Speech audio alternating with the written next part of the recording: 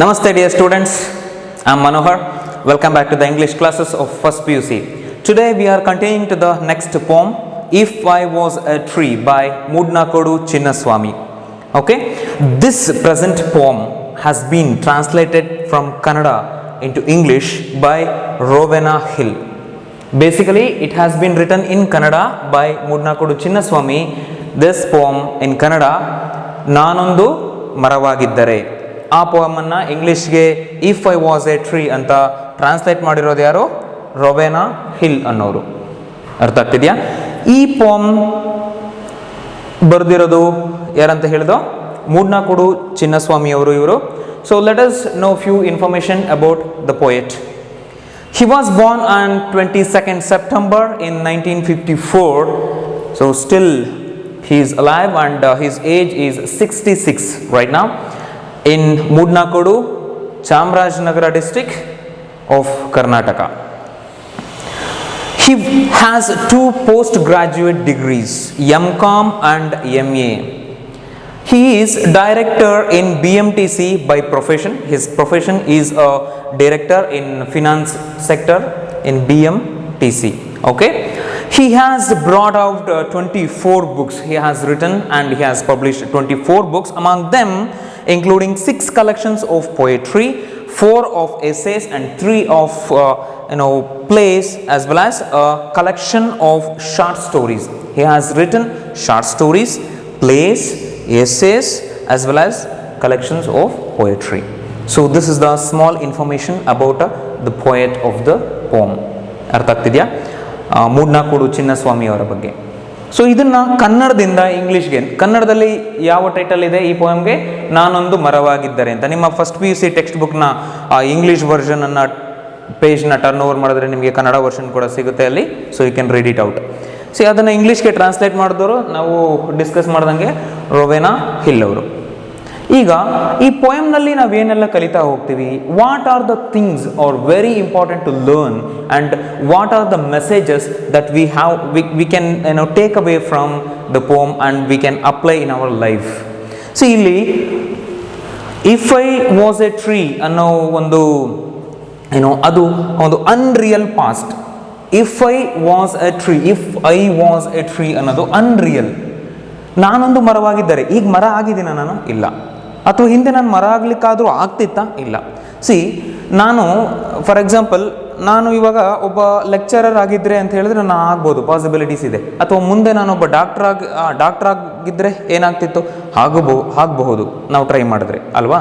So ಆದರೆ ಹಿಂದಿನ ಸಮಯ, the time is already dead, the past ಟೆನ್ಸಲ್ಲಿ ಕಳೆದು ಹೋಗಿರೋ ಸಮಯದಲ್ಲೇ ನಾನು ಏನಾದರೂ ಆಗಬೇಕಾಗಿತ್ತು ಅಂತ ಅಂದ್ಕೊಳ್ಳೋದು ಅದು ಇಂಪಾಸಿಬಿಲಿಟಿ ಅಲ್ವಾ? ಅದು ಅನ್ರಿಯಲ್. ಸೊ ಆ ಅನ್ರಿಯಲ್ ಪಾಸ್ಟನ್ನು ಇಲ್ಲಿ ಯೂಸ್ ಮಾಡಿದರೆ if I was a tree, ನಾನೊಂದು ಮರವಾಗಿದ್ದರೆ. ಓಕೆ, ಸೊ ಯಾವ ರೀತಿಯ ನನ್ನ ಆಲೋಚನೆಗಳಿರ್ತಿತ್ತು, ನನ್ನ ಎಕ್ಸ್ಪೀರಿಯನ್ಸ್ ಇರ್ತಿತ್ತು ಅನ್ನೋದ್ರ ಬಗ್ಗೆ ಇಲ್ಲಿ ಬರೆದಿದ್ದಾರೆ. So mainly this poem is concentrated the untouchability, the social evil of the society. Untouchability, ಅಸ್ಪೃಶ್ಯತೆ ಅಂತ ಹೇಳಿ ಕನ್ನಡದಲ್ಲಿ ಕರಿತೀವಿ ನಾವು. ಏನು ಅಸ್ಪೃಶ್ಯತೆ ಅಂತ ಹೇಳಿದ್ರೆ, ಸೊ ಅದನ್ನೆಲ್ಲದನ್ನು ನಾವು ಪೋಮ್ ಸ್ಟ್ಯಾನ್ಸಾ ವೈಸ್ ಆಮೇಲೆ ಡಿಸ್ಕಸ್ ಮಾಡ್ತಾ ಹೋಗೋಣ. ಸೊ ಮೊದಲನೇದಾಗಿ, this poem is translated from Kannada by Rowena Hill, as we have already discussed. This poem mocks at the evils of untouchability in the societies, especially in Indian societies. So in many places still it is in practice. Okay, so many people are still practicing untouchability, ಅಸ್ಪೃಶ್ಯತೆ. ಏನು ಅಸ್ಪೃಶ್ಯತೆ ಅಂತ ಹೇಳಿದ್ರೆ, ಇಲ್ಲಿ ಜಾತಿಯ ಭೇದ ಭಾವ ಇರುತ್ತೆ. ಮೇಲ್ಜಾತಿಯವರು ಕೆಳ ಜಾತಿಯವರನ್ನು ಅಸ್ಪೃಶ್ಯರು ಅಂತಾನೆ ಕರಿತೀವಿ. ಅಸ್ಪೃಶ್ಯರನ್ನು ಅಲ್ಲಿ ಮುಟ್ಟಿಸ್ಕೊಳ್ತಿರಲಿಲ್ಲ, ಪಂಚಮರು ಅಂತ ಕೂಡ ಹೇಳ್ತೀವಿ. ಓಕೆ, ಸೊ ವರ್ನಾಕ್ಯುಲರ್ ಸಿಸ್ಟಮ್ ಬಗ್ಗೆ ನಿಮಗೆ ಗೊತ್ತಿರುತ್ತೆ. So how to have the further information, further resources about the vernaculars. Okay, so ಅಲ್ಲಿ ಆ ಜಾತಿ ವ್ಯವಸ್ಥೆನಲ್ಲಿ ಏನು ಬರುತ್ತೆ? ಬ್ರಾಹ್ಮಣ, ಕ್ಷತ್ರಿಯ, ಶೂದ್ರ, ವೈಶ್ಯ, ಶೂದ್ರ ಅಂತ ಬರ್ತಾರೆ. ಸೊ ಇವು 4 ಕೆಟಗರಿಯನ್ನು ಬಿಟ್ಟು ಮತ್ತೆ ಪಂಚಮರು ಅಂತ ಕೂಡ ಬರ್ತಾರೆ, ಅವರು 5ನೇವರು. ಇದು ಈ 4 ಬಿಟ್ಟು ಮುಂದಿನವರು. ಓಕೆ, ಸೊ ಅವರನ್ನು ಮೇಲ್ಜಾತಿಯವರು ಮುಟ್ಟಿಸ್ಕೊಳ್ಳೋದಿರಲಿ, ಕುಡಿಯೋಕ್ಕೆ ನೀರು ಕೊಡಬೇಕಾದ್ರೆ ಅವ್ರಿಗೆ ಕೊಡ್ತಿದ್ದಂತಹ ಗ್ಲಾಸ್ ಅಥವಾ ಏನಾದ್ರು ಕಂಟೈನರ್, ಅದು ಭಾಳ ಡಿಫಿಕಲ್ಟ್ ಆಗಿತ್ತು. ಈಗಲೂ ಎಷ್ಟೋ ಹಳ್ಳಿ ಕಡೆ ನಾನು ಕಣ್ಣಾರೆ ಕಂಡಂತಹ ಕೆಲವೊಂದು ಸನ್ನಿವೇಶಗಳನ್ನ ನೀವು ನೋಡ್ಬೋದು, ನೀವು ನೋಡಿರ್ತೀರಿ ಅಂತ ಅನ್ಕೊತೀನಿ. ಈ ತೆಂಗಿನಕಾಯಿ ಕೊಬ್ಬರಿಯನ್ನು ಒಡೆದು ಅದು ಚಿಪ್ಪಿರುತ್ತಲ್ಲ, ಸೊ ಅದರಲ್ಲಿ ನಾನು ಕಣ್ಣಾರೆ ಕಂಡಂಥ ಸತ್ಯ, ಸೊ ಅದರಲ್ಲಿ ಕೂಡ ನಾವು ಭಾಳ ಚಿಕ್ಕವರಾಗಿದ್ದಾಗ ಅದರಲ್ಲಿ ಕಾಫಿ ಟೀಯನ್ನು ಒಳಗಳಿಗೆ ಕೆಲಸಕ್ಕೆ ಹೋದಾಗ ಅದರಲ್ಲಿ ಕೊಡ್ತಿದ್ರು. ಯಾಕಂದರೆ ಆ ಸ್ಟೀಲ್ ಲೋಟ ಅಥವಾ ಮನೆಯಿಂದ ನಮ್ಮ ಮನೆಗಳಿಂದ ಕೊಡ್ತಕ್ಕಂಥ ಅಥವಾ ಮೇಲ್ಜಾತಿಯವರು ಯಾರೋ ಒಬ್ಬರು ಆ ಪಾತ್ರೆಗಳನ್ನು ಕೊಟ್ಟರೆ ಅವನ್ನು ಮುಟ್ಟಿಸ್ಕೊತಾರೆ, ಅದೇ ಪಾತ್ರೆಗಳನ್ನು ನಾವು ಯೂಸ್ ಮಾಡಬೇಕಾಗುತ್ತೆ, ಕೆಳಜಾತಿಯವರು ಯೂಸ್ ಮಾಡಿದಂಥ ಪಾತ್ರೆಗಳನ್ನು ನಾವು ಯೂಸ್ ಮಾಡಬೇಕಾಗುತ್ತೆ ಅಂತ ಹೇಳಿ. ಅರ್ಥ ಆಗ್ತಿದೆಯಾ? ಅವರು ಪರಸ್ಪರ ಮುಟ್ಟೋದಿರಲಿ, ಅವರು ಮುಟ್ಟಿದಂಥ ವಸ್ತುಗಳನ್ನು ಕೂಡ ಮುಟ್ತಿರ್ಲಿಲ್ಲ. ಅಷ್ಟೇ ಅಲ್ಲ, ಕೆಳಜಾತಿಯವ ಒಬ್ಬನ ನೆರಳು ಕೂಡ ಮೇಲ್ಜಾತಿಯವನ ಮೇಲೆ ಬೀಳುವಂತಿರಲಿಲ್ಲ. ಅಕಸ್ಮಾತ್ ಏನಾದ್ರು ಬಿದ್ದರೆ ಅವರು ಆಗಲೇ ತಕ್ಷಣ ಹೋಗಿ ಸ್ನಾನ ಮಾಡಿ ಮಡಿ ಆಗಬೇಕಿತ್ತು ಅನ್ನೋದು ಒಂದು ಭ್ರಮೆನಲ್ಲಿ ಜನಗಳು ಬದುಕ್ತಾ ಇದ್ರು. ಅರ್ಥ ಆಗ್ತಿದ್ಯಾ? ಸೊ ಆ ಭ್ರಮೆನ ಇಲ್ಲಿ ಕವಿ ಭಾಳ ನೀಟಾಗಿ ವರ್ಣಿಸಿದ್ದಾರೆ. ಅರ್ಥ ಆಗ್ತಿದೆಯಾ? The poet wishes to be born as a tree. ಅದಕ್ಕೋಸ್ಕರ ಮಾನವ ಜನ್ಮದಲ್ಲಿ ನಾನು ಹುಟ್ಟಿ ಇಷ್ಟೆಲ್ಲ ನಾನು ಕಣ್ಣಲ್ಲಿ ನೋಡಬೇಕು, ಇಷ್ಟೆಲ್ಲ ನಾನು ವಿಟ್ನೆಸ್ ಮಾಡ್ತಾ ಇದ್ದೀನಿ, ನೋಡ್ತಾ ಇದ್ದೀನಿ ಕಣ್ಣಲ್ಲಿ. ಜನಗಳು ಪರಸ್ಪರ ಭೇದ ಭಾವ ಮಾಡ್ತಿದ್ದಾರೆ in terms of gender, in terms of colour. ನೀನು ಕರಿಯ, ನಾನು ಬಿಳಿಯ ಅನ್ನೋದಾಗಲಿ, ನೀನು ಗಂಡು, ಒಂದು ಹೆಣ್ಣು, ನೀನು ಹೆಣ್ಣು, ನೀನು ಹೊರಗಡೆ ಹೋಗಂಗಿಲ್ಲ, ಗಂಡು, ನಾನು ಹೊರಗಡೆ ಹೋಗಿ ದುಡಿಬೇಕು, ಆಮ್ ದ ಡಾಮಿನೆಂಟ್. ಸೊ ಈ ಥರ. ಅರ್ಥ ಆಗ್ತಿದೆಯಾ? ನೀನು ಮೇಲ್ಜಾತಿಯವನು ಅಥವಾ ನೀನು ಕೆಳಜಾತಿಯವನು, ನಾನು ಮೇಲ್ಜಾತಿಯವನು, ಈ ಥರ. ಅರ್ಥ ಆಗ್ತಿದೆಯಾ? ನೀನು ಬಡವ, ನಾನು ಸಾಹುಕಾರ ಅನ್ನೋ ಭೇದ ಭಾವಗಳು. These are the social evils. Okay, so which are going to interrupt or hinder the development of the generations. Okay, see instead of human he wants to become a tree. ಯಾಕಂತ ಹೇಳಿದರೆ tree it is grown in the nature. ಒಂದು ಭಾಳ ನಾವು ಮುಖ್ಯವಾಗಿ ಯೋಚನೆ ಮಾಡಬೇಕಾಗಿರೋದು ಏನಪ್ಪ ಅಂತ ಹೇಳಿದ್ರೆ, ಮನುಷ್ಯನಿಗೆ ಮಾತಾಡೋ ಸ್ಕಿಲ್ಲನ್ನು ಕೊಟ್ಟಿದ್ದಾನೆ ದೇವರು, ಯೋಚನಾ ಶಕ್ತಿಯನ್ನು ಕೊಟ್ಟಿದ್ದಾನೆ. So this is the wrongest thing that God might have done, I think. ಯಾಕಂತ ಹೇಳಿದ್ರೆ ನೋಡಿ, ಮರ, ಪ್ರಾಣಿ, ಪಕ್ಷಿಗಳು, nature and other nature elements except human being. So everybody is thinking of the discrimination and to become higher in the hierarchy of the wealth and everything. Okay, so ವೆಲ್ತಲ್ಲಾಗಿರ್ಬೋದು, ನಾನು ಅವನಿಗಿನ್ನ ಜಾಸ್ತಿ ಬೆಳಿಬೇಕು ಅನ್ನೋ ಆಸೆ ಇದೆ, ಅಥವಾ ನನ್ನ ಮಾತನ್ನು ಬೇರೆಯವ್ರು ಕೇಳಬೇಕು ಅನ್ನೋದು ಕೂಡ ಇದೆ. ಡಾಮಿನೆಂಟ್ ಆಗೋದಕ್ಕೆ ಬಯಸ್ತಾ ಇದ್ದಾನೆ. So and at the same time the human being has forgotten that he is one of the inseparable part of the nature. Inseparable, ನಾವು ಸೆಪ್ರೇಟ್ ಅಲ್ಲ ನೇಚರಿಂದ. ನೇಚರ್ ಎಲಿಮೆಂಟ್ಸ್, ಮರ, ಗಿಡ, ಗಾಳಿ, ಪ್ರಾಣಿ, ಪಕ್ಷಿಗಳು ಹೇಗೆ ನ್ಯಾಚುರಲ್ ಎಲಿಮೆಂಟ್ಸು, ಅದೇ ರೀತಿ ಮನುಷ್ಯನು ಕೂಡ ಒಬ್ಬ ನ್ಯಾಚುರಲ್ ಎಲಿಮೆಂಟ್. ಅವನು ಅದನ್ನು ಮರೆತು ಜೀವನ ಮಾಡ್ತಾ ಇದ್ದಾನೆ. ನಾನೇ ಬೇರೆ, ಆ ಪ್ರಕೃತಿನೇ ಬೇರೆ, ನಾನು ಹುಟ್ಟಾಕಿದ್ದು ಪ್ರಕೃತಿ ಅನ್ನೋ ಭ್ರಾಂತಿನಲ್ಲಿ ಇವತ್ತು ಮನುಷ್ಯ ಬದುಕ್ತಾ ಇದ್ದಾನೆ. So this is wrong. So ಅದಕ್ಕೋಸ್ಕರನೇ ಆ ಮನುಷ್ಯ ಜನ್ಮನೇ ಬೇಡ ನನಗೆ, ಆ ಆಲೋಚನೆಗಳು ಬೇಡ, ಆ ಎಕ್ಸ್ಪೀರಿಯನ್ಸ್ಗಳು ಬೇಡ ಅಂತ ಹೇಳಿ ಸೊ ಇಲ್ಲಿ ಕವಿ ಹೇಳ್ತಾ ಹೋಗ್ತಾರೆ. So that is the reason he wants to become a tree. ಅವನು ಮರವಾಗಿ ಇದ್ದಿದ್ರೆ ಏನೆಲ್ಲ ಆಗ್ತಿತ್ತು, ಮನುಷ್ಯನಾಗಿರೋದಕ್ಕೆ ಏನೆಲ್ಲ ಆಗ್ತಾ ಇದೆ ಅನ್ನೋದೇ ಈ ಪೋಮ್ನ ಭಾವಾರ್ಥ.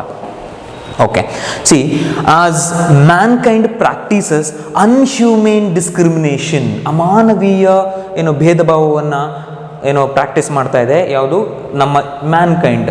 ಓಕೆ, ಮನುಷ್ಯ ಜನ್ಮ based on caste, okay, gender, colour and everything. The nature never discriminates against any creature which is born on this earth in terms of gender, color or size or habitat. ಎಲ್ಲಿ ಜೀವನ ಮಾಡ್ತೀವಿ, ನಾವು ಯಾವ ಸೈಜಲ್ಲಿ ಇದ್ದೀವಿ, ಯಾವ ಕಲರಲ್ಲಿ ಇದ್ದೀವಿ, ಓಕೆ, ಯಾವ ಜಾಗದಿಂದ ಬಂದಿದ್ದು, ಇದರ ಯಾವುದೇ ಭೇದ ಭಾವವನ್ನು ಪ್ರಕೃತಿ ಮಾಡೋದಿಲ್ಲ. ಓಕೆ, ನೀನು ಎಲ್ಲಾದರೂ ಹೋಗು, ಎಲ್ಲರೂ ಜೀವನ ಮಾಡು, ಒಂದೇ ಗಾಳಿ, ಒಂದೇ ಸೂರ್ಯ, ಓಕೆ, ಕುಡಿಯೋಕೆ ನೀರು ಸಿಗುತ್ತೆ, ಎಲ್ಲದೂ ಸಿಗುತ್ತೆ. ನೀನು ಯಾವ ಜಾಗದಲ್ಲಿ ಹೋಗಿದ್ದೀನಿ, ಯಾವಿಲ್ಲ, ಗಾಳಿ ಬೇರೆ ಆಗಲ್ಲ, ಚೇಂಜ್ ಆಗಲ್ಲ ಅಲ್ವಾ? ನಿಮ್ಮ ಮೈ ಮೇಲೆ ಬೀಳ್ತಕ್ಕಂತಹ ಬಿಸಿಲು ಕೂಡ ಚೇಂಜ್ ಆಗಲ್ಲ. ಸೊ ಎಲ್ಲ ಕಡೆ ಒಂದೇ ಸೂರ್ಯನೇ ಸಿಗೋದು ಅಲ್ವಾ? ಸೊ ಈ ರೀತಿಯಾಗಿ nature and natural elements so ಈಕ್ವಾಲಿಟಿಯನ್ನು ಮೇಂಟೈನ್ ಮಾಡುತ್ತೆ. ಅಟ್ ದ ಸೇಮ್ ಟೈಮ್ ಮನುಷ್ಯ ಮಾಡೋದಿಲ್ಲ ಅಂತ ಹೇಳಿ ಈ ಪೋಮ್ನ ಭಾವಾರ್ಥ. ಸೊ ಮೊದಲನೇದಾಗಿ, so this is the first stanza of the poem. So let us read out. I hope along with me you are going to read it. If I was a tree, the bird wouldn't ask me before it built its nest what caste I am. When sunlight embraced me, my shadow wouldn't feel defiled. My friendship with the cool breeze and the leaves would be sweet. See, there is a difficult word which means defiled, means to make something dirty or no longer pure ಅಂತೇಳಿ. So ಕನ್ನಡದಲ್ಲಿ ಇದನ್ನ ಮೈಲಿಗೆ ಅಂತ ಹೇಳ್ತೀವಿ, ನೀವು ಕೇಳಿರ್ಬೋದು, ಮಡಿ ಮೈಲಿಗೆ ಅಂತ ಹೇಳಿ. ಸೊ ಮೈಲಿಗೆ ಆಗೋದನ್ನು ಡಿಫೈಲ್ಡ್ ಅಂತ ಹೇಳ್ತೀವಿ.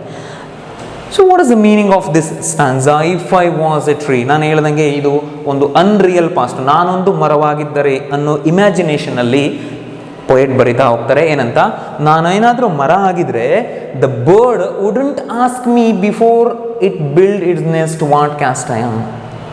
ಒಂದು ಮರ ಆಗಿ ಹುಟ್ಟಿದ್ರೆ, ಒಂದು ಮರ ಅಂತಂದರೆ ನಮಗೇನೆಲ್ಲ ನೆನಪಾಗುತ್ತೆ? ಅದರ branches, the foliage of leaves, okay, leaves ಇರುತ್ತೆ. There are some birds which take the shelter under the tree. Maybe they come to eat some fruits over there. ಅರ್ಥ ಆಗ್ತಿದೆಯಾ? ದುಂಬಿಗಳು ಬರುತ್ತೆ ಹೂವು ಅರಳಿದಾಗ.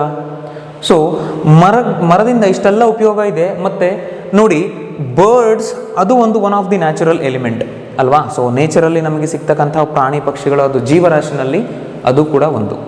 ಅರ್ಥ ಆಗ್ತಿದೆಯಾ?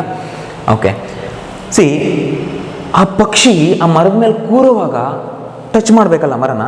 So that bird doesn't ask the tree what caste the tree belongs to. ನೀನು ಯಾವ ಜಾತಿಗೆ ಸೇರಿದ್ಯಾ? ನೀನು ಕೆಳಜಾತಿಯವನ? ಓಕೆ, ನಾನು ನಿನ್ನ ಮೇಲೆ ಕೂರಲ್ಲ, ನಾನು ಬೇರೆ ಮರದ ಮೇಲೆ ಹೋಗಿ ಕೂರ್ತೀನಿ ಅಂತ ಯಾವತ್ತೂ ಯೋಚನೆ ಮಾಡಲ್ಲ. ಅಥವಾ ಯಾವುದೋ ಒಂದು ಮರ ಹಣ್ಣು ಬಿಟ್ಟಿರುತ್ತೆ, ಇನ್ನೊಂದು ಮರ ಪಕ್ಕದಲ್ಲಿ ಅದು ಹಣ್ಣು ಬಿಟ್ಟಿರುತ್ತೆ ಅಂತ ಹೇಳಿ, ಸೊ ಇವೆರಡರಲ್ಲಿ ಯಾವುದು ಮೇಲು ಜಾತಿಯ ಮರ, ನಾನು ಯಾವ ಹಣ್ಣನ್ನು ತಿನ್ನಬೇಕು, ಯಾವ ಹಣ್ಣನ್ನು ಬಿಡಬೇಕು ಅಂತ ಯೋಚನೆ ಮಾಡೋದಿಲ್ಲ ಬರ್ಡ್. ತನ್ನ ಹಸಿವನ್ನು ನೀಗಿಸ್ಕೊಳ್ಳೋಕ್ಕೆ ಯಾವ ಹಣ್ಣು ಅದಕ್ಕೆ ಸೂಕ್ತನೋ ಅದನ್ನು ಯಾವುದೋ ಮರದ ಮೇಲೆ ಹೋಗಿ ಕೂತ್ಕೊಂಡು ತಿನ್ನುತ್ತೆ. ಅದೇ ರೀತಿ, so when it builds its nest, a bird builds its nest, ಆದರೆ ತನ್ನ ಗೂಡನ್ನು ಕಟ್ಕೋಬೇಕಾದ್ರೂ ಕೂಡ it doesn't ask for the caste with the tree ಅಲ್ವಾ? ಸೊ ಅಲ್ಲಿ ಈಗ ನೇಚರ್ ಸಿ, ಮರನೂ ಕೂಡ it is from the nature, ಮತ್ತು at the same time bird. See, ಇವೆರಡರ ಮಧ್ಯೆ ಏನಾದರೂ ಡಿಸ್ಕ್ರಿಮಿನೇಷನ್ ಇದೆಯಾ? ಇಲ್ಲ. ಅದಕ್ಕೆ the poet likes to be a tree, to be born as a tree instead of human being, to have the reconnection with the bird and other things here. See, look at that. When sunlight embraced me, embraced means not embarrassment. So there are two types of embarrassment and humiliation. Embraced anta helidre illi, embrace anta helidre hug anta heli. Okay, so when sunlight embraced me andre touches, when you go outside, when it is sunny outside, so the sunlight touches you, right? So when the sunlight, the rays of sunlight, it falls on you, it's create the shadow alva. So in the same way, ಆ ಮರದ ಮೇಲೆ, so when embraced me here refers to the speaker. ಅಂದರೆ speaker ಏನಾಗ್ಲಿಕ್ಕೆ ಬಯಸಿದ್ದಾನೆ ಇಲ್ಲಿ ಮೊದಲನೇ ಲೈನಲ್ಲಿ? Tree. ಅಂದರೆ ಇಲ್ಲಿ ಮೀ ಅಂತ ಹೇಳಿದ್ರೆ ಟ್ರೀ ಅಂತ ಹೇಳಿ. ಅರ್ಥ ಆಗ್ತಿದೆಯಾ?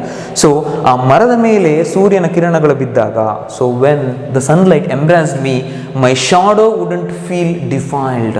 ಮೈ shadow, that refers to the shadow of the tree, the imaginary tree.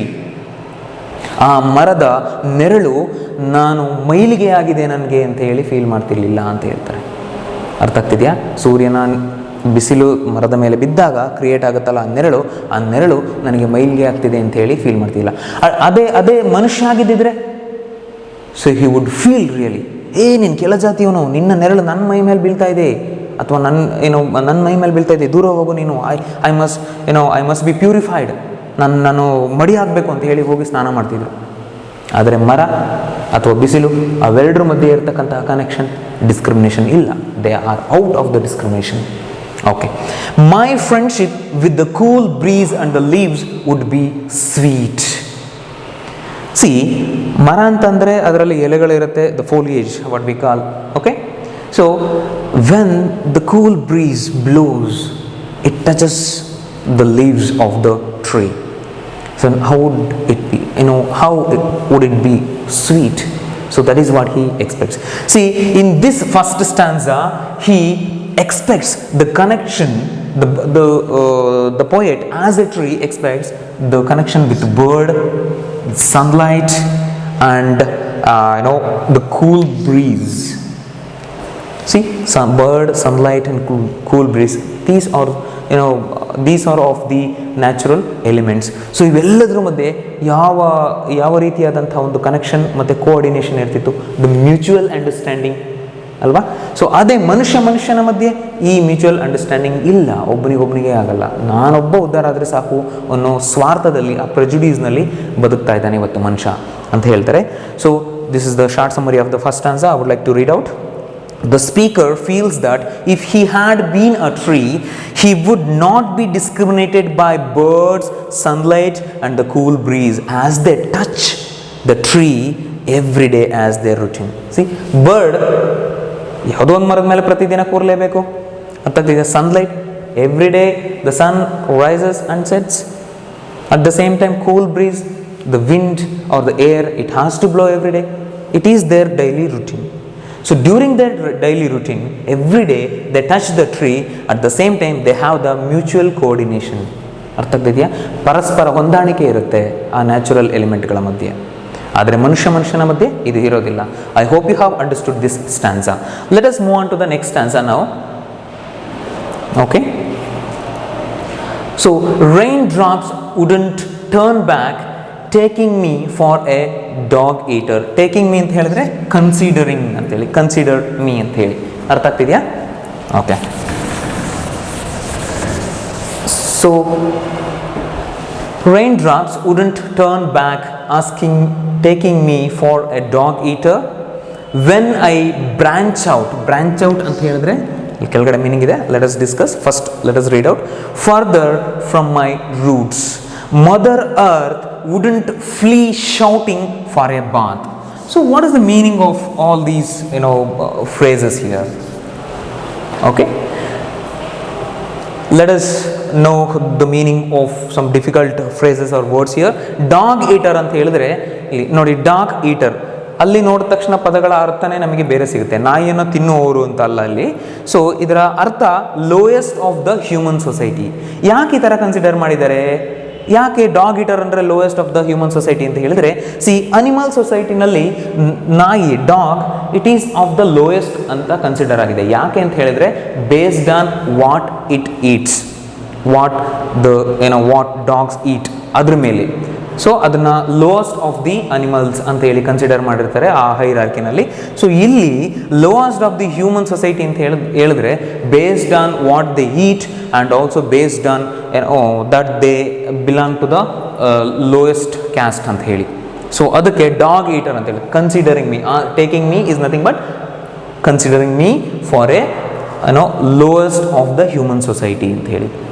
And next phrase branch out ಅಂತ ಹೇಳಿದ್ರೆ ಟು ಎಕ್ಸ್ಪ್ಯಾಂಡ್ ಆರ್ ಎಕ್ಸ್ಟೆಂಡ್. ಏನನ್ನ? Branch out further from my ರೂಟ್ಸನ್ನು ಎಕ್ಸ್ಟೆಂಡ್ ಮಾಡೋದು ಅಂತ ಹೇಳಿ. I will explain the stanza later. Wait a second. Mother earth wouldn't flee shouting for a bath. What you mean by flee? Flee, fled word form. Go, went, gone, ಈ ಥರ ಹೇಗೆ ಹೇಳ್ತೀವಿ? Flee, ಫ್ಲೆಡ್. So flee ಅಂದರೆ ಏನು? Run away from a place ಅಂತೇಳಿ. So this is the meaning of some difficult words. So now let us move on to the poem. The second stanza. Raindrops wouldn't turn back taking me for a dog eater. ಏನು ಮೊದಲನೇ ಲೈನ್ನ ಅರ್ಥ?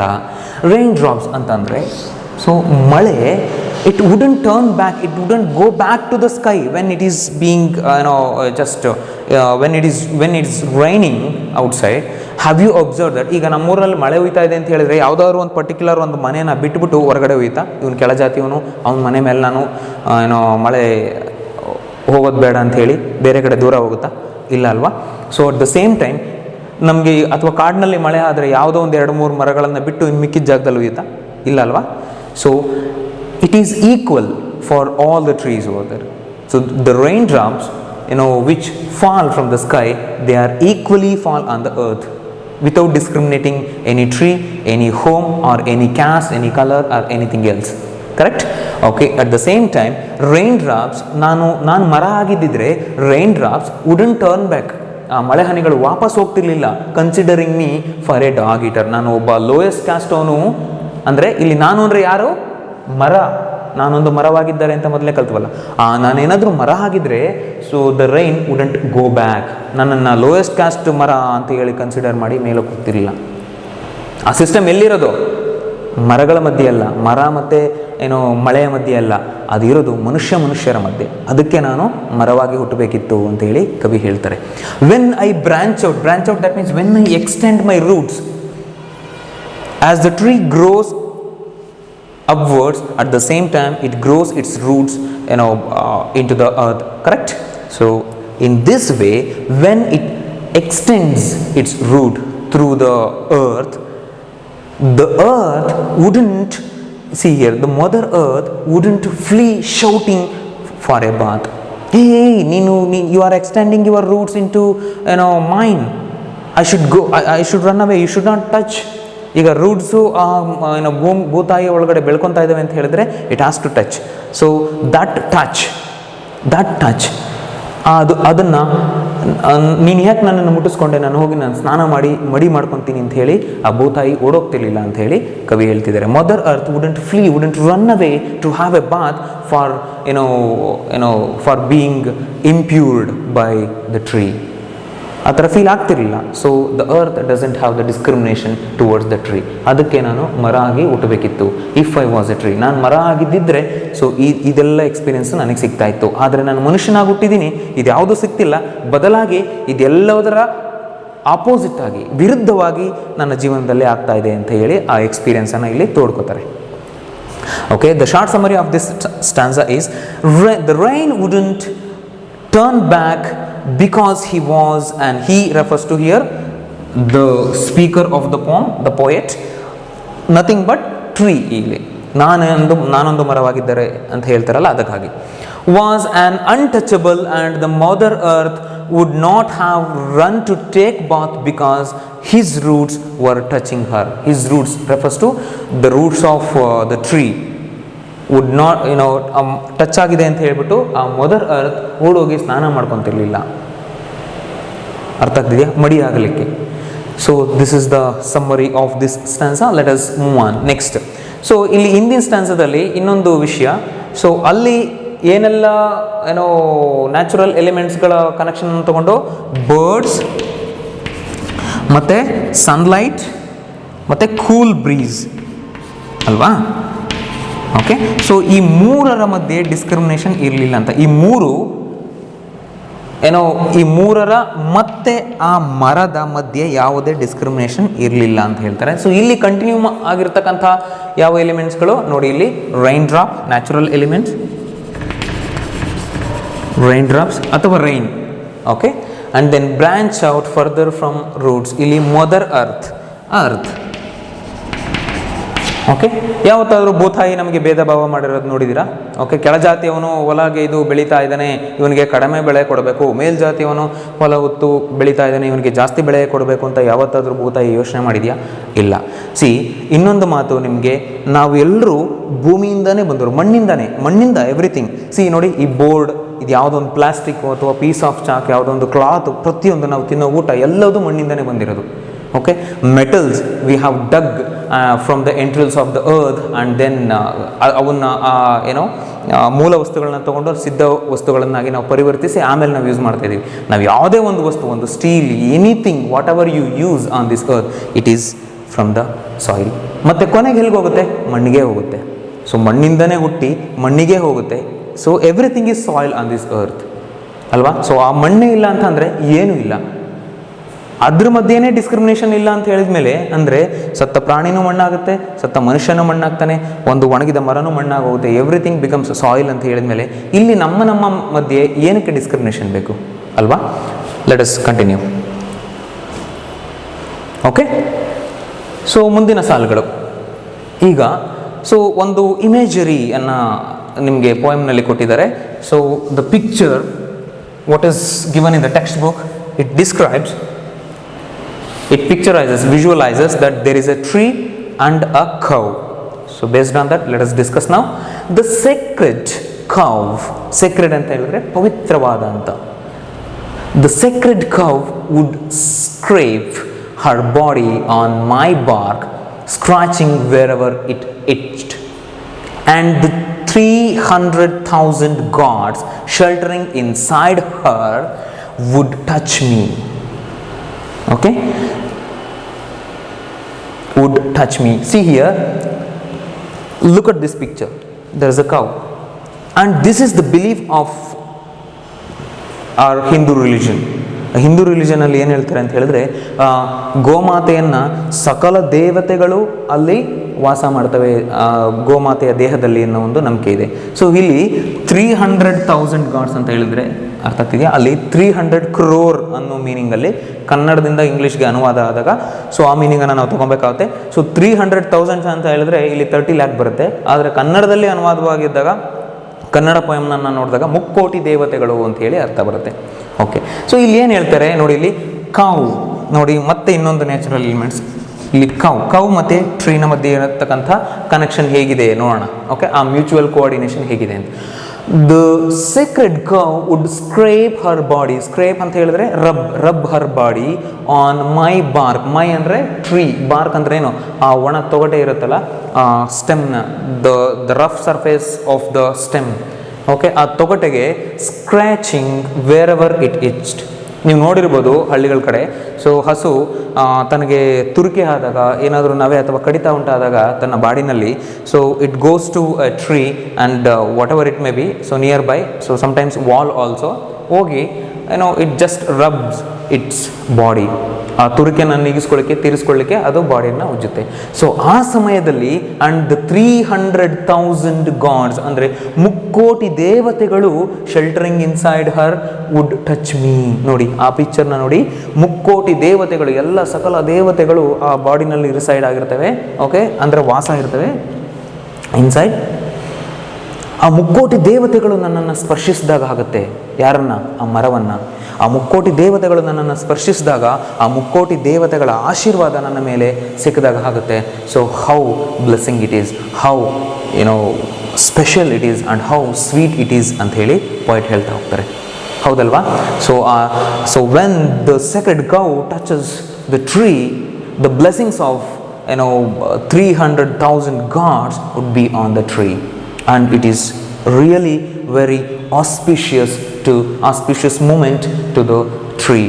So that is the reason he says that if I was a tree, I would be blessed by these 300,000 gods. ಮುಕ್ಕೋಟಿ ದೇವತೆಗಳ ಆಶೀರ್ವಾದ ನನಗೆ ಸಿಕ್ತಿತ್ತು. ನೋಡಿ ಇಲ್ಲಿ ಸಿ, and then 300,000 ಗಾಡ್ಸ್ ಅಂದರೆ ನಾನಿಲ್ಲಿ just 3 crore God's and goddesses ಅಂತ ಹೇಳಿ ಬರೀತೀನಿ. ಅರ್ಥ ಆಗ್ತಿದೆಯಾ?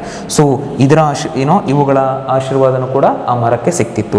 ನೋಡಿ ಇಲ್ಲಿ ಈ ಮ್ಯೂಚುವಲ್ ಕನೆಕ್ಷನನ್ನು ನೋಡಿ, ಈ ಮ್ಯೂಚುವಲ್ ಕೋಆರ್ಡಿನೇಷನ್ನ ನೋಡಿ, ಇಷ್ಟು ಎಲ್ಲದರ ಕನೆಕ್ಷನ್ ಮರದ ಜೊತೆ ಭಾಳ ಚೆನ್ನಾಗಿದೆ, without having any discrimination. Okay, so ಮುಂದಿಂದ ಇಲ್ಲಿ let us move on to the short summary of this stanza. He would allow the cow, he refers to here again tree, he would allow the cows to scratch its skin against the rough surface of the bark, and in turn he would get blessings from the thousands gods and goddesses who were supposed to be residing in the cow's body. ಅರ್ಥ ಆಗ್ತಿದೆಯಾ?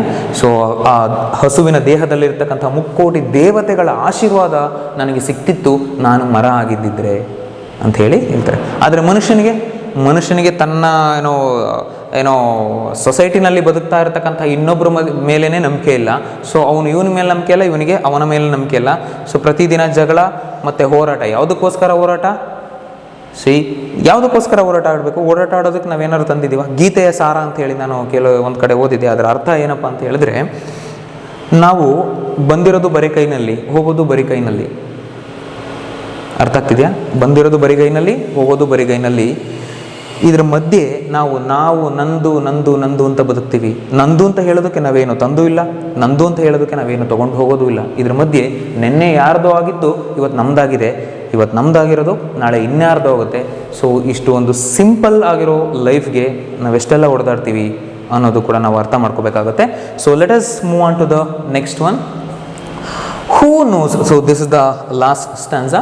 Who knows at the end, hacked into pieces of dry wood, burning in the holy fire, I might be made pure or becoming the bier for a sinless body be borne on the shoulders of 4 good men.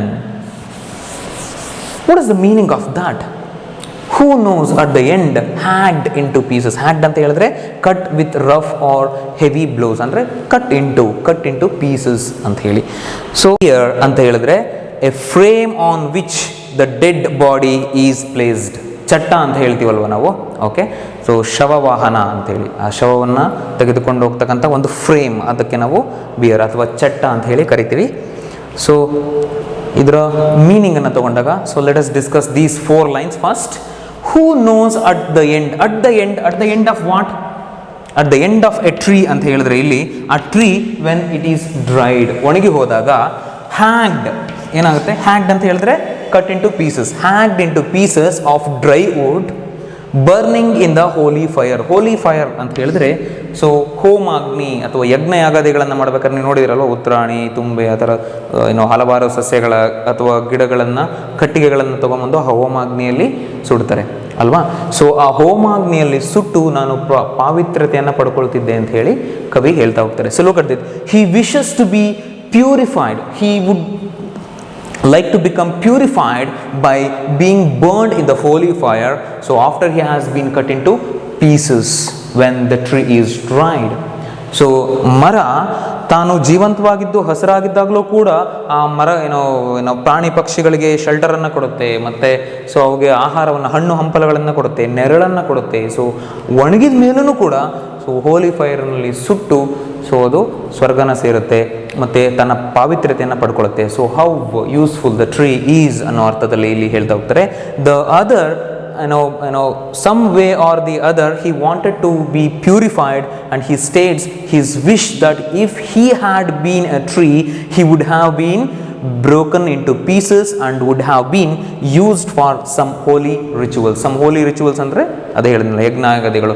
ದೇವಸ್ಥಾನವನ್ನು ಒಂದು open ಮಾಡಿದಾಗ, so in the opening ceremony of temple, okay. So ಇನ್ನು ಭಾಳ ಸನ್ನಿವೇಶಗಳಲ್ಲಿ ನಾವು ಹೋಮಾಗ್ನಿಯಲ್ಲಿ so ಈ ಥರ ಕಟ್ಟಿಗೆಗಳನ್ನು ಸುಡ್ತಾ ಇರ್ತೀವಿ. ಸೊ ಆಗ ಹೋಮಾಗ್ನಿಯಲ್ಲಿ ನಾನು ಉರಿದು ಬೆಂದು ನನ್ನ ಪಾವಿತ್ರ್ಯತೆಯನ್ನು ಪಡ್ಕೊಳ್ತಿದ್ದೆ, ನಾನೇನಾದರೂ ಮರ ಆಗಿದ್ದರೆ ಅಂತ ಹೇಳಿ ಇಲ್ಲಿ ಕವಿಯವರು ಹೇಳ್ತಾ ಹೋಗ್ತಾರೆ. ಸೊ ಓಕೆ, ಇನ್ನು ಮುಂದಿನ 3 ಲೈನಲ್ಲಿ ನೋಡಿ, ಐ ಮೈಟ್ ಬಿ, ನಾನು ನ್ಯಾಚುರಲ್ ಎಲಿಮೆಂಟ್ಸ್ ಅಲ್ಲೆಲ್ಲ ಲಿಸ್ಟ್ ಔಟ್ ಮಾಡಿದ್ನಲ್ಲ, ಸೊ ಅದರಲ್ಲಿ ಮತ್ತೆ ನೆಕ್ಸ್ಟ್ ಇನ್ನೊಂದು ಏನು ಹೇಳು, ಹೋಲಿ ಫೈರ್. ಸೊ ಆ ಹೋಲಿ ಫೈರ್ ಜೊತೆ ಏನು ಕನೆಕ್ಷನ್? ಆ ಟ್ರೀ ಮಧ್ಯೆ ಇರತಕ್ಕಂಥದ್ದು, ಓಕೆ. ಸೊ ನಾನು ಆವಾಗಲೇ ಇಲ್ಲಿ ಲಿಸ್ಟ್ ಔಟ್ ಮಾಡಿದ್ನಲ್ಲ, so birds, sunlight, cow, mother earth, cool breeze, so ಅದೆಲ್ಲದರ ಜೊತೆಗೆ ಇಲ್ಲಿ ಹೋಲಿ ಫೈರ್ ಕೂಡ, ಸೊ ಅದರ ಮ್ಯೂಚುವಲ್ ಕನೆಕ್ಷನ್ ಕೂಡ ಅಲ್ಲಿ ಟ್ರೀ ಜೊತೆ ಭಾಳ ಅದ್ಭುತವಾಗಿದೆ. So I might be made pure or becoming the bier for a sinless body. Sinless body ಅಂತ ಹೇಳಿದ್ರೆ ಪಾಪದಿಂದ ವಿಮುಕ್ತವಾದವನು ಅಂತ. ಸೊ ಸಿನ್ ಅಂತ ಹೇಳಿದ್ರೆ ಪಾಪ, ಸೊ ಸಿನ್ಲೆಸ್ ಅಂತ ಹೇಳಿದ್ರೆ ಪಾಪದಿಂದ ಮುಕ್ತವಾದವನು. ಯಾವಾಗ ಮನುಷ್ಯ ಪಾಪದಿಂದ ಮುಕ್ತನಾಗಕ್ಕೆ ಸಾಧ್ಯ? ಅವನು ಇದ್ದಾಗಂತೂ ಸಾಧ್ಯ ಇಲ್ಲ. ಸೊ ಅವನು ಮೋಸ್ಟ್ಲಿ ಸತ್ತಾಗ ಅವನು ಪಾಪ ಮುಕ್ತನಾಗಬಹುದು. ಸೊ ಅದಕ್ಕೇನೆ ಅಲ್ಲಿ ಸಿನ್ಲೆಸ್ ಬಾಡಿ ಅಂತ ಹೇಳಿದ್ರೆ ಡೆಡ್ ಬಾಡಿ ಅಂತ ಹೇಳಿ, ಓಕೆ. ಸೊ ನಾನು ಒಬ್ಬ ಸತ್ತ ಮನುಷ್ಯನನ್ನು ಹೊತ್ತೊಯ್ಯಲಿಕ್ಕೆ ಆ ಚಟ್ಟವಾಗಿ ಆದರೂ ನಾನು ಆಗ್ಬೋದಿತ್ತು, ಅದು ಒಂದು ಪುಣ್ಯದ ಕೆಲಸ. If I was a tree I would be A beer for the sinless body, for any sinless body ಅಂತ ಹೇಳಿ ಕವಿ ಹೇಳ್ತಾರೆ ಇಲ್ಲಿ. ಆ್ಯಂಡ್ ಬಿ ಬೋನ್ ಅಂತ ಹೇಳಿದ್ರೆ ಕ್ಯಾರಿಡ್ ಅಂತ ಹೇಳಿ, carried on the shoulders of 4 good men. So ಸತ್ತ ಹೆಣವನ್ನು ಆ ಚಟ್ಟದ ಮೇಲೆ ಹಾಕ್ಕೊಂಡು 4 ಜನ ಹೊತ್ಕೊಂಡು ಹೋಗ್ತಾರೆ, ಗೊತ್ತಲ್ವಾ. ಆ 4 ಜನದ ಹೆಗಲೇರಲಿಕ್ಕೆ ನಾನು ಪುಣ್ಯ ಸಿಕ್ತಿತ್ತು ನನಗೆ ಹೆಗಲೇರಿದ್ರೆ. If I would be a tree, if I was a tree ಅಂತ ಹೇಳಿ ಇಲ್ಲಿ ಪೋಯಟ್ ಹೇಳ್ತಾರೆ. Why does he call that 4 men as good? ಇವಾಗಲೂ ಕೆಲವೊಂದು ಪ್ರದೇಶಗಳಲ್ಲಿ ಆ ಹೆಣ ಹೊರಲಿಕ್ಕೆ ಅಂತಲೇ, ಆ ಶವವನ್ನು ಹೊರಲಿಕ್ಕೆ ಅಂತಲೇ ಕೆಲವು ಜನಗಳು ಇರ್ತಾರೆ. ಸೊ ಆ ಜನಗಳು ಯಾವ ಜಾತಿಯವನು ಸತ್ತಿದ್ದಾನೆ ಅಂತ ನೋಡೋದಿಲ್ಲ, ಎಲ್ಲ ಸತ್ತ ಹೆಣಗಳನ್ನು ಅವರು ಆ ಊರಿನಲ್ಲಿ ಸೊ ಅವರೇ ಹೊತ್ತು, so those 4 men carry the dead body for the burial or the cremation, okay, the final funerals over there. ಅರ್ಥ ಆಗ್ತಿದೆಯಾ? So that is the reason. ಅವರು ಯಾವ ಜಾತಿ ಭೇದ ಭಾವ ಇಲ್ಲದೆ ಸತ್ತ ಹೆಣಕ್ಕೆ ಏನಿದೆ, ಯಾವ ಜಾತಿ ಇರುತ್ತೆ, ಸತ್ತ ಹೆಣನ ಯಾವ ಜಾತಿ ಅಂತ ಯಾರು ಕೇಳೋಕ್ಕಾಗಲ್ಲ ಅಲ್ವಾ. ಸೊ ಸತ್ತ ಮೇಲೆ ಸೊ ಅವನು he is sinless, so is out of all those discrimination ಅಂತೇಳಿ. ಸೊ ಹಾಗೆ ಆ 4 ಜನ ಯಾವ ಜಾತಿ ಭೇದ ಭಾವ ಇಲ್ಲದೆ ಆ ಶವವನ್ನು ಹೊರತಾರಲ್ಲ, ಅದಕ್ಕೋಸ್ಕರ ಅವ್ರನ್ನ ಗುಡ್ ಮೆನ್ ಅಂತ ಹೇಳಿ ಇಲ್ಲಿ ಪೋಯೆಟ್ ಕರೀತಾರೆ. Look at the summary of these lines. He would have been used to burn a sinless person. ಚಿತೆನಲ್ಲಿ ಕೂಡ ಚಿತೆನಲ್ಲಿ ಅಂದರೆ ಇಲ್ಲಿ ಸೌದೆಗಳನ್ನು ಜೋಡಿಸಿ ಅದರ ಮೇಲೆ ಹೆಣನ ಮಲಗಿಸಿ ಅದನ್ನು ಸುಡ್ತಾರಲ್ವ. ಸೊ 2 ಥರ ಫಿನರಲ್ಸ್ ಇರುತ್ತೆ. ಸೊ ಒಂದು ಭೂಮಿಯಲ್ಲಿ ಹೂಳಬಹುದು, ಓಕೆ, ಸೊ ಸಮಾಧಿ ಮಾಡಬಹುದು, ಅಥವಾ ಚಿತೆಯಲ್ಲಿ ಸುಡಬಹುದು ಅಲ್ವಾ. ಚಿತೆಯಲ್ಲಿ ಸುಡುವಾಗಲೂ ಕೂಡ ಕಟ್ಟಿಗೆಗಳಿಂದನೇ ತಾನೇ ಸುಡ್ತೀವಿ ಅಲ್ವಾ. ಸೊ ಅವಾಗ ಕೂಡ he would be used, okay, to burn a sinless person, or would have been used to carry the body of the dead by touching the shoulders of 4 good men. So on the shoulders of 4 good men, he would have been, and he would have carried the dead body on it. So that is how he would like to become purified and to find the salvation if he was a tree. So these are the things, and also see what are the different things we have discussed now. See, deer, that means chatta. ಆ ಚಟ್ಟದಲ್ಲಿ ಹೋಲಿ fire ಚಟ್ಟ, ಮತ್ತು on the shoulders of good men ಅಂತ ಹೇಳಿದ್ರೆ ಇಲ್ಲಿ so who carries the dead body ಅಂತ ಹೇಳಿ. So ಅವರ ಮಧ್ಯೆನೂ ಕೂಡ ಆ ಟ್ರೀಗೆ ಒಂದು ಅತ್ಯದ್ಭುತವಾದ ಕನೆಕ್ಷನ್ ಇದೆ, ಮ್ಯೂಚುವಲ್ ಕೋಆರ್ಡಿನೇಷನ್. ಅರ್ಥ ಆಗ್ತಿದೆಯಾ? ಪರಸ್ಪರ ಹೊಂದಾಣಿಕೆ ಇದೆ. ಆದರೆ ಮನುಷ್ಯನ ಮಧ್ಯೆ ಇಲ್ಲ, ಅಸ್ಪೃಶ್ಯತೆ ಇದೆ. ನಾನು ಮೇಲ್ಜಾತಿಯವನು, ನೀನು ಕೆಳಜಾತಿಯವನು, ನಿನ್ನ ಮನೆಯಲ್ಲಿ ನಾನು ಊಟ ಮಾಡೋಂಗಿಲ್ಲ, ನಿಮ್ಮ ಕೆಳಜಾತಿಯವರು ನಮ್ಮ ಮನೆ ಒಳಗಡೆ ಬರೋಂಗಿಲ್ಲ. ಅರ್ಥ ಆಗ್ತಿದೆಯಾ? ಸೊ ಈ ರೀತಿ ನಿನ್ನ ನೆರಳು ಕೂಡ ನನ್ನ ಮೇಲೆ ಬೀಳೋಂಗಿಲ್ಲ ಅನ್ನೋಷ್ಟು ಕ್ರೂರತ್ವ ಆ ಜಾತಿ ಭೇದ ಭಾವದಲ್ಲಿ ಇತ್ತು ಅನ್ನೋದನ್ನು ಭಾಳ ಅದ್ಭುತವಾಗಿ ದ ಪೊಯೆಟ್ ಮುಡ್ನಾಕೋಡು ಚಿನ್ನಸ್ವಾಮಿ ಅವರು ಎಕ್ಸ್ಪ್ಲೇನ್ ಮಾಡಿದ್ದಾರೆ. So he has displayed so very beautifully in this poem about the untouchability and its cruel activities. Okay, so let us move on to the next slide. And what are the things that we have learnt from this poem, and what are the points take away from this poem? ಏನು ಈ poemನಲ್ಲಿ ನಾವು ಅರ್ಥ ಮಾಡ್ಕೊಬೇಕಾಗಿರೋದು ಅಂತ ಹೇಳಿದ್ರೆ ನೋಡಿ, the poem brings out the concept. This is a recapitulation. Okay, let us recall what we have learnt in the poem. The poem brings out the concepts of defilement, that means defilement and purification. Defilement anta helidre ಏನು? defilement as we have discussed, defilement anta helidre ಮೈಲಿಗೆ, purification ಅಂತ ಹೇಳಿದ್ರೆ ಮಡಿ ಮೈಲಿಗೆಯ ಕಾನ್ಸೆಪ್ಟನ್ನು ಭಾಳ ನೀಟಾಗಿ ಈ ಪೋಮ್ನಲ್ಲಿ ನಾವು ಕಲ್ತಿದ್ದೀವಿ through the imagery of tree and the holy cow. Imagery ಅಂತ ಹೇಳಿದ್ರೆ so visual description in your poem. ಒಂದು ಮರದ ಚಿತ್ರ ಮತ್ತು ಒಂದು ಗೋಮಾತೆಯ ಚಿತ್ರವನ್ನು ಕೊಟ್ಟಿದ್ದಾರಲ್ವಾ. So that imagery, so he is talking about here. The poem is satirical, okay, ಅಪಹಾಸ್ಯವನ್ನು ಮಾಡುತ್ತೆ. ಯಾವುದರ ಬಗ್ಗೆ? ಆಫ್ ಇನ್ಹ್ಯೂಮನ್ ಕ್ಯಾಸ್ಟ್ ಸಿಸ್ಟಮ್, ಅಮಾನವೀಯ ಜಾತಿ ಪದ್ಧತಿಯ ಬಗ್ಗೆ. So that the poem it just marks at the inhuman practice of untouchability and other discrimination like caste, gender and color. It attempts to convey that defilement, okay, so impurity, defilement and purification, purity are just unethical, okay. So ಇವು ಅಮಾನವೀಯವಾದಂಥವು and also ಪ್ರೆಜುಡೀಸ್, ಅಂದರೆ ನಮ್ಮ ಸ್ವಾರ್ಥಕ್ಕೆ ನಾವು ಅವನ್ನು ಬಳಸ್ಕೊತಾ ಇದ್ದೀವಿ. ಅದೇ ಈ ಥರ prejudices, unethical actions, discrimination, it is not there in the nature, it is not followed by the nature. ನೇಚರೇ ಡಿಸ್ಕ್ರಿಮಿನೇಟ್ ಮಾಡ್ತಿಲ್ಲ. That is the greatest thing on this earth. Nature is first, then later. Nature ಅನ್ನೋದು ಒಂದು ದೊಡ್ಡ ವಸ್ತುವಾದರೆ ಅದರೊಳಗಿನ ಸಣ್ಣ ಕಣಗಳು ನಾವು, ಪ್ರಾಣಿ ಪಕ್ಷಿಗಳು ಮನುಷ್ಯರು ಎಲ್ಲರೂ ಕೂಡ, ಮರ ಗಿಡಗಳೆಲ್ಲ. ಸೊ ನಾವು ಅದರಲ್ಲಿ ಒಂದು ಪಾರ್ಟ್ ಆಗಿರಬೇಕಾದ್ರೆ how we should have to dominate on the nature. So ಅದರಲ್ಲಿ ನಾವು ಒಂದು ಭಾಗ ಆದಾಗ ಅದೇ ಡಿಸ್ಕ್ರಿಮಿನೇಟ್ ಮಾಡ್ತಿಲ್ಲ ಅಂದಮೇಲೆ ನಾವೇನಕ್ಕೆ ಡಿಸ್ಕ್ರಿಮಿನೇಟ್ ಮಾಡಬೇಕು ಅಲ್ವಾ? So this is what we have to learn from this poem. The poem concludes stressing that if nature makes no discrimination, there shall be no such practice in human society too. They shall be no ಅಂದರೆ even ನಮ್ಮ ಮಾನವ ಸಮಾಜದಲ್ಲೂ ಕೂಡ ಆ ರೀತಿ discrimination ಇರಬಾರ್ದು ಅಂತ ಹೇಳಿ so ಕವಿ ಆಶಿಸ್ತಾರೆ, ಅಥವಾ ಈ ಪೋಮ್ನ ಭಾವಾರ್ಥ ಕೂಡ ಅದು. ಆ್ಯಂಡ್ ದೆನ್ ಸೊ ಕೊನೆಯದಾಗಿ ಏನಪ್ಪ ಈ ಪೋಮ್ನಿಂದ ನಾವು ಕಲ್ತಿದ್ದು ಅಂತ ಹೇಳಿದ್ರೆ, so all are equally blessed with rights and privileges. ಎಲ್ಲರೂ, ಮರ ಗಿಡ ಪ್ರಾಣಿ ಪಕ್ಷಿ, ಕಲ್ಲು ಮುಳ್ಳು ಬೆಟ್ಟ ಗುಡ್ಡ, ಪ್ರತಿಯೊಂದು ಈ ನ್ಯಾಚುರಲ್ ಎಲಿಮೆಂಟ್ಸ್ ಏನೇನಿದ್ದಾವೆ ಎಲ್ಲದು. ಸೊ ನಾವು ಸಮಾನವಾದ ಹಕ್ಕನ್ನು ಪಡೆದಿದ್ದೀವಿ.